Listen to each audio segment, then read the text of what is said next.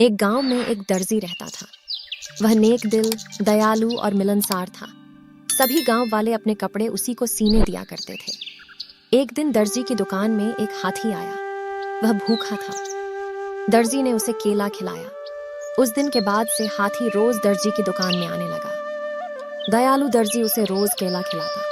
बदले में हाथी कई बार उसे अपनी पीठ पर बिठाकर सैर पर ले जाता। दोनों की घनिष्ठता देखकर गांव वाले भी हैरान थे। एक दिन दर्जी को किसी काम से बाहर जाना पड़ा। उसने अपने बेटे को दुकान पर बिठा दिया। जाते जाते वह उसे केला देते हुए कह गया कि हाथी आए तो उसे खिला देना।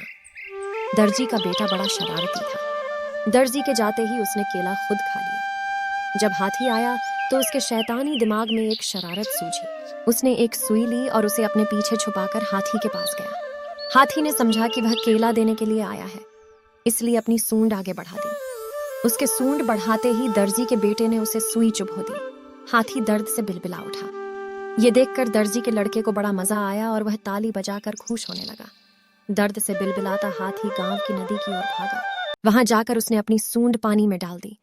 कुछ देर नदी के शीतल जल में रहकर उसे राहत महसूस हुई। उसे दर्जी के लड़के पर बड़ा गुस्सा आ रहा था। उसने उसे सबक सिखाने की ठानी और अपनी सूंड में कीचड़ भरकर दर्जी की दुकान की तरफ बढ़ा। दर्जी के लड़के ने जब फिर से हाथी को आते देखा तो सुई लेकर बाहर आ गया। वह हाथी के पास आते ही उसे सुई चुभाने के आगे बढ़ा, मगर हाथी ने सूंड में भरा सारा कीचड़ उस पर उड़ेल दिया। लड़का दुकान के दरवाजे के सामने खड़ा था। वह ऊपर से नीचे तक कीचड़ से लथपथ हो गया। दुकान के अंदर भी छिटक गया और लोगों द्वारा दिए गए कपड़े भी गंदे हो गए। उसी समय दर्जी भी अपना काम निपटा कर दुकान वापस आया। वहां की ये हालत देखकर उसे कुछ समझ नहीं आया।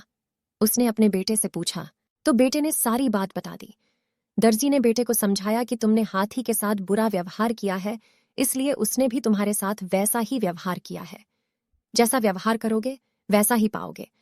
आज के बाद किसी के साथ बुरा मत करना।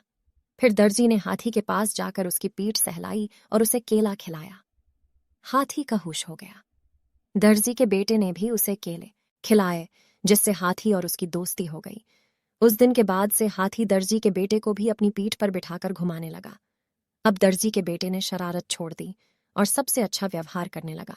प्यारे दोस्तों, इस कहानी से हमें सीख लेनी चाहिए कि जैसा करोगे वैसा भरोगे। जैसा व्यवहार दूसरों से चाहते हो वैसा व्यवहार दूसरों के साथ करो। बुरे काम का बुरा नतीजा। दोस्तों, कहानी आपको कैसी लगी कमेंट कर जरूर बताएं और हाँ दोस्तों, हमारे YouTube चैनल को सब्सक्राइब जरूर करें। धन्यवाद।